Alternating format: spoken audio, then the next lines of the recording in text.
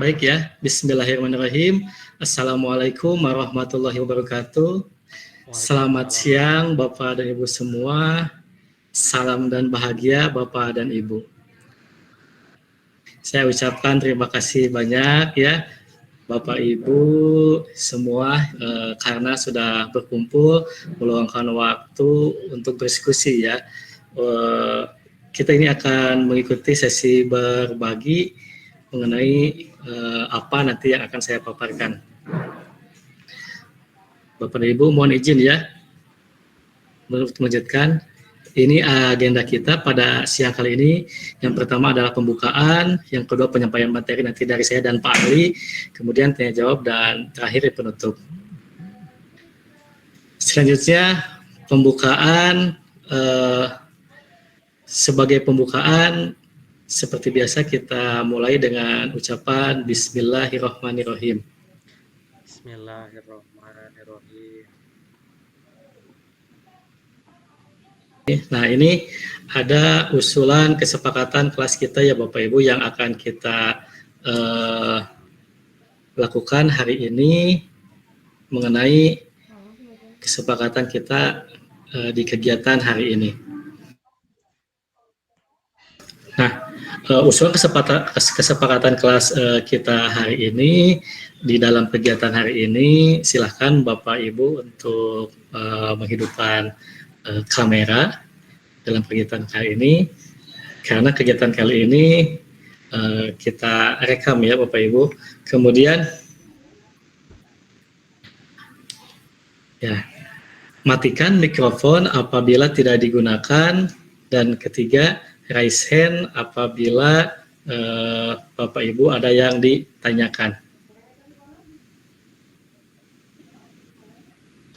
Kemudian silahkan chat di kolom yang sudah tersedia apabila nanti Bapak Ibu ada yang ditanyakan dalam kegiatan ini.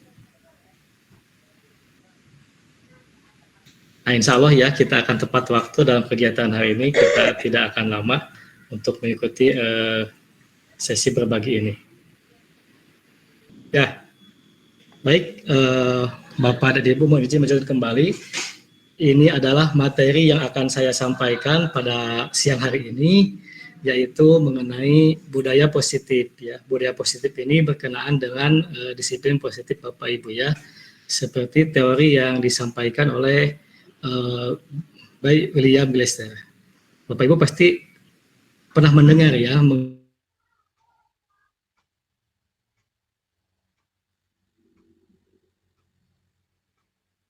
peraturan.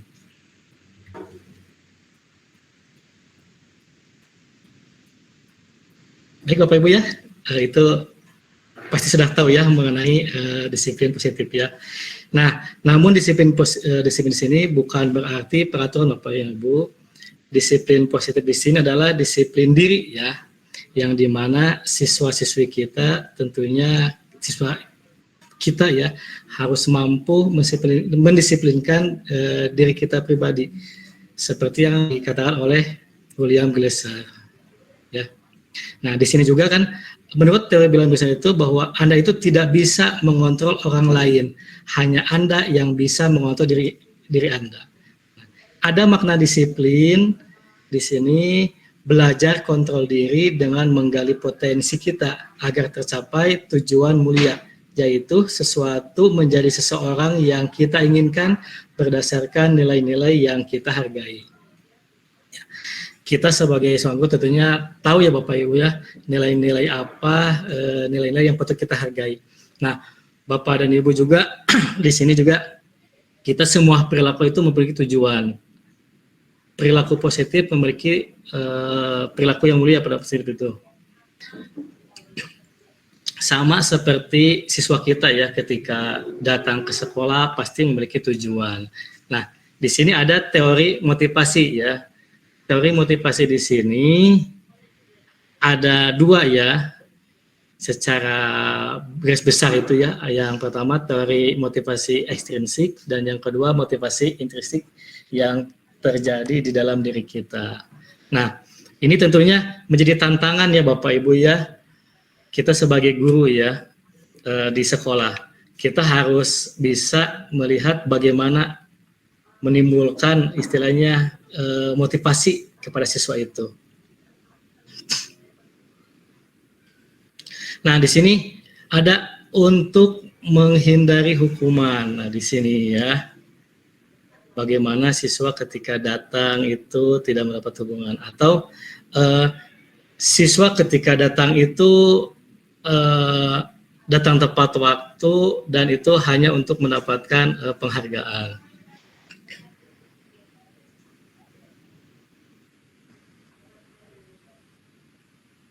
Nah,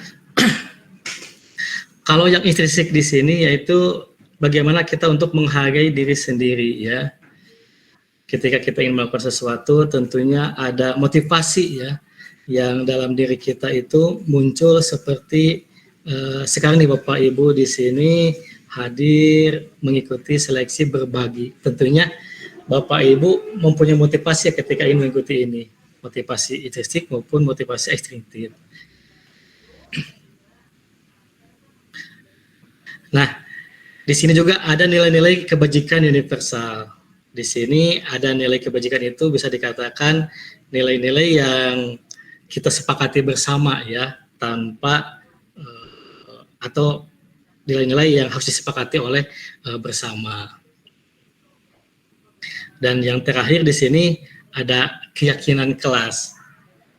Keyakinan kelas ini tentunya sebelum membuat keyakinan kelas, Bapak Ibu diharapkan mampu memberikan pemahaman ya terhadap nilai-nilai kebajikan. Kebajikan nilai apa yang ingin dicapai di dalam kelas. Oke.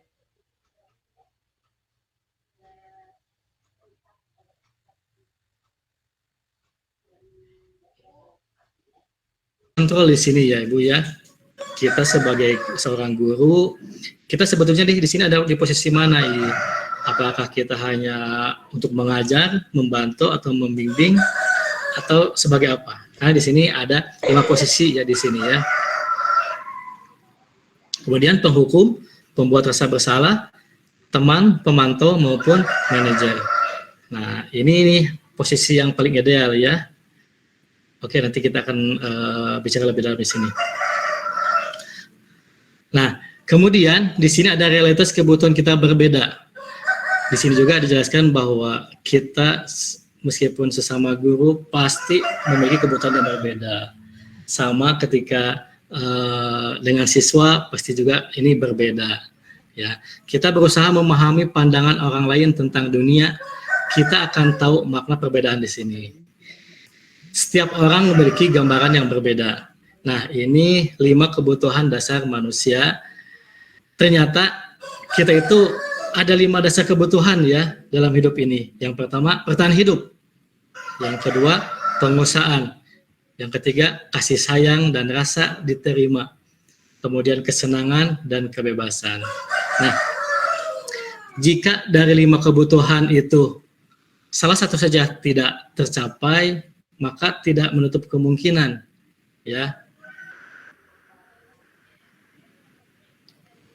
apabila 5 kebutuhan ini tidak istilahnya tidak disampaikan, misalkan satu yang kurang, biasanya siswa misalnya biasanya di sini akan menimbulkan hal-hal yang negatif.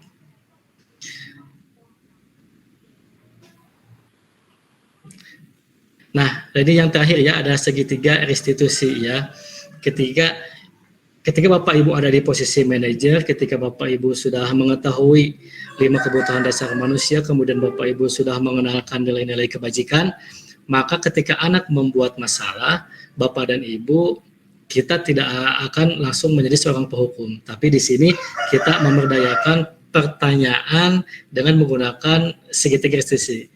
Nah, di sini segitiga restitusi ini ada 3 langkah. Yang pertama, menstabilkan identitas. Yang kedua, validasi kebutuhan. Dan yang ketiga, menanyakan keyakinan. Nah, setelah ini kita akan menanyakan keyakinan yang mana nih? Apakah kita akan menanyakan keyakinan yang ada di kelas? Nah, kita lanjut ke makna disiplin. Ya, mungkin Bapak Ibu sudah tahu ya makna disiplin itu seperti apa. Disiplin berasal dari bahasa Latin. disiplinnya, yang berarti belajar. Nah, makna asal dari kata ini berkonotasi dengan disiplin diri dari murid-murid Socrates dan Plato. Disiplin diri membuat orang menggali potensinya menuju sebuah tujuan, apa yang dihargai. Namun dalam budaya kita, makna kita disiplin telah berubah menjadi sesuatu yang dilakukan seseorang pada orang lain untuk mendapatkan kepatuhan. Kecenderungan umum adalah menghubungkan kita disiplin dengan ketidaknyaman, bukan dengan apa yang kita hargai atau pencapaian suatu tujuan mulia. Baik Bapak Ibu, saya akan lanjutkan untuk nilai-nilai kebajikan universal. Untuk nilai-nilai kebajikan adalah sifat-sifat positif manusia yang merupakan tujuan mulia yang ingin dicapai setiap individu. Nah, nilai-nilai tersebut bersifat universal dan lintas bahasa, suku bangsa, agama, maupun latar belakang. Nah, ini setiap perilaku atau perbuatan memiliki suatu tujuan. Ini menurut William Glasser pada teori kontrol pada tahun 1984. Dengan mengaitkan nilai-nilai kebajikan yang diyakini seseorang, maka motivasi intrinsiknya akan terbangun, sehingga menggerakkan motivasi dari dalam untuk dapat mencapai tujuan mulia yang diinginkan. Kemudian yang ketiga, nilai-nilai kebajikan yang ingin dicapai oleh setiap anak Indonesia kita kenal dengan profil pelajar Pancasila, yaitu yang pertama beriman bertakwa kepada Tuhan Yang Maha Esa dan berakhlak mulia, kemudian mandiri, bernalar kritis, berkebinekaan global, bergotong royong, dan kreatif. Ya, lanjutkan, kamu next. Nah, untuk teori motivasi perilaku manusia ini ada 3. Yang pertama, untuk menghindari ketidaknyamanan hukuman. Nah, ini timbul dari motivasi eksternal. Jadi, apa yang akan terjadi apabila saya tidak melakukannya? Itu seperti itu. Kemudian, yang keduanya, untuk mendapatkan imbalan dari orang lain atau institusi. Nah, ini masih eksternal ya. Kemudian, yang ketiga adalah untuk menghargai diri sendiri. Ini motivasi internal karena tujuan disiplinnya itu positif. Saya akan menjadi orang yang seperti apa bila saya melakukannya. Seperti itu. Lanjut, Pak Mau. Nah, menurut Ki Hajar Dewantara, merdeka ya. Merdeka itu artinya tidak hanya terlepas dari perintah, akan tetapi juga cakap buat memerintah diri sendiri. Nah, Ki Hajar Dewantara pemikirannya ini konsepsi keteladanan sikap merdeka cetakan kelima 2013 halaman 469.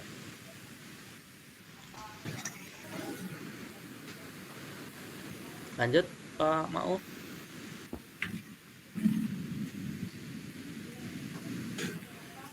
Oke, ini dihukum oleh penghargaan bahwa penghargaan berlaku sama dengan hukuman.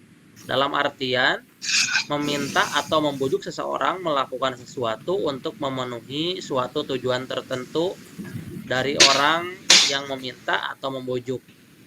Dorongannya eksternal dan ada faktor ketergantungan. Beberapa dampak dari pemberian penghargaan ini menurut Alfie Kohn tahun 1993, yaitu yang pertama adalah pengaruh jangka pendek dan jangka panjang. Kemudian penghargaan menghukum, kemudian penghargaan mengurangi ketepatan, kemudian penghargaan tidak efektif, kemudian penghargaan merusak hubungan.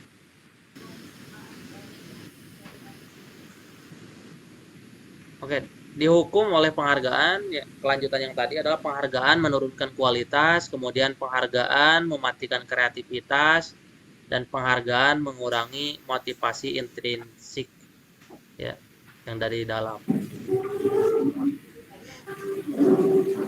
Nah, ketika tindakan guru ya, ini contohnya mencatat 100 kali di dalam buku. Nah, kalimatnya, saya tidak akan terlambat lagi karena terlambat ke sekolah. Nah, hukuman atau konsekuensi hal tersebut. Maka jawabannya adalah hukuman. Dan seterusnya. Ini bisa dilihat di slide Bapak Ibu. Lanjut, Pak Maun.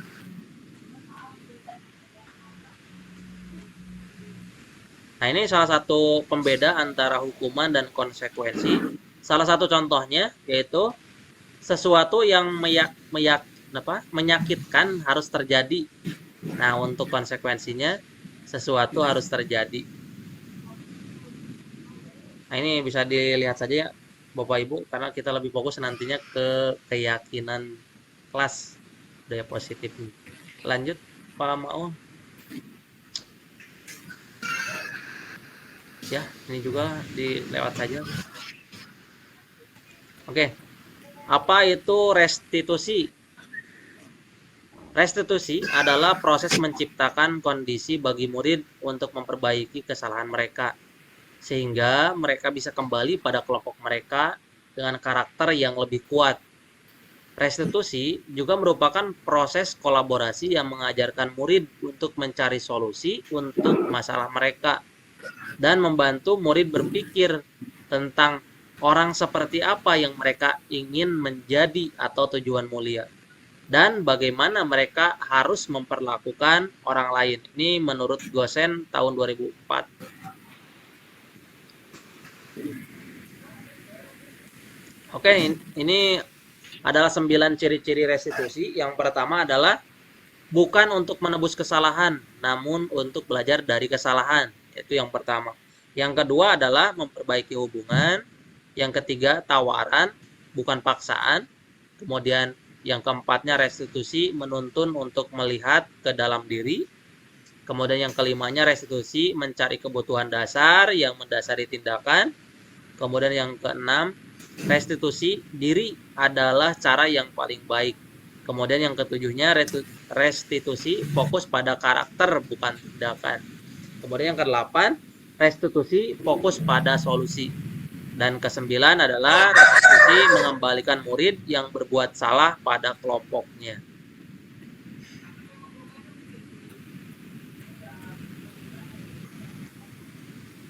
Oke, mengapa tidak peraturan saja? Mengapa harus keyakinan kelas? Nah, di sini kita akan sedikit bahas ya. Mengapa kita memiliki peraturan harus menggunakan helm bila mengendarai kendaraan roda 2? Kemudian pertanyaan yang kedua, mengapa kita memiliki peraturan 3M? Menggunakan masker, mencuci tangan, dan menjaga jarak 5 meter. Kemudian yang ketiga, mengapa kita memiliki peraturan harus datang tepat waktu pada saat mengikuti pelatihan? Untuk mendukung motivasi intrinsik, kembali ke nilai-nilai atau keyakinan-keyakinan lebih menggerakkan seseorang dibandingkan mengikuti serangkaian peraturan-peraturan.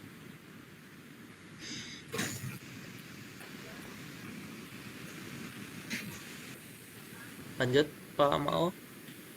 Nah, di sini kita bisa melihat lingkaran dari yang pertama adalah budaya positif, kemudian lingkungan positif, kemudian keyakinan kelas, dan peraturan kelas. Ketika memang keempat hal ini kita lakukan, maka akan terbentuk sirkulasi ataupun lingkaran yang memang dikatakan sebagai budaya positif. Nah, di sini ada dua contoh yang mana yang merupakan keyakinan kelas dan mengapa. Kita lihat ke yang sebelah kiri yang ada gambarnya. TK Dharma Wanita Persatuan 1. Nah, ini untuk kesepakatan kelasnya. Datang tepat waktu, mengucapkan salam. Kemudian yang keduanya, menjaga kebersihan sekolah. Kemudian yang ketiga, berdoa sebelum dan sesudah kegiatan. Keempat, aktif dalam pembelajaran. Dan yang terakhir, tertib. Kemudian yang sebelah kanan, itu kesepakatan kelas, ya. Ini yang pertama, kami guru dan murid yang saling menyayangi. Kemudian yang B-nya, kami murid yang semangat belajar. Kemudian yang C, kami murid yang peduli dengan teman-teman. Ini bisa kita bedakan nanti mana yang disebut dengan kesepakatan kelas ataupun yang bukan kesepakatan kelas dan mengapa hal tersebut itu dikatakan sebagai keyakinan kelas.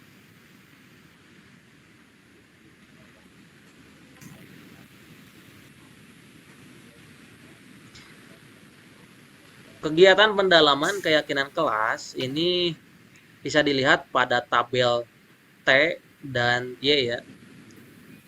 Nah, ini untuk yang hormat, kami meyakini bahwa sangat penting untuk menghormati semua orang dan barang milik orang lain.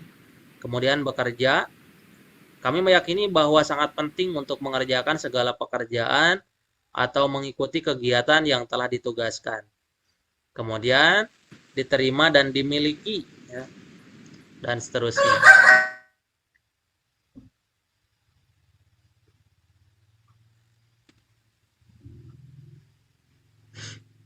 Nah, ini salah satu contoh dari pembuatan keyakinan kelas bersama di kelas ya.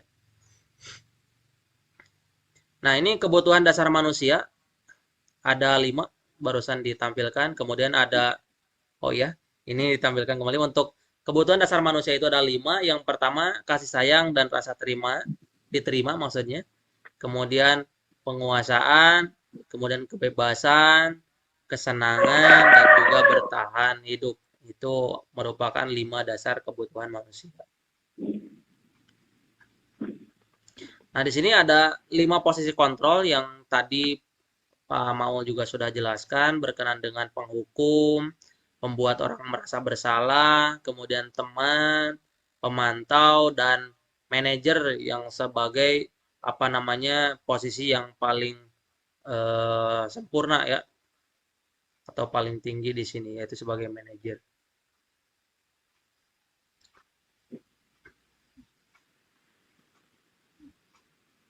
Ketika memang guru berbuat, nah di sini untuk penghukum, misalkan menghardik, menunjuk-nunjuk, menyakiti, Kedengar Pak Ali?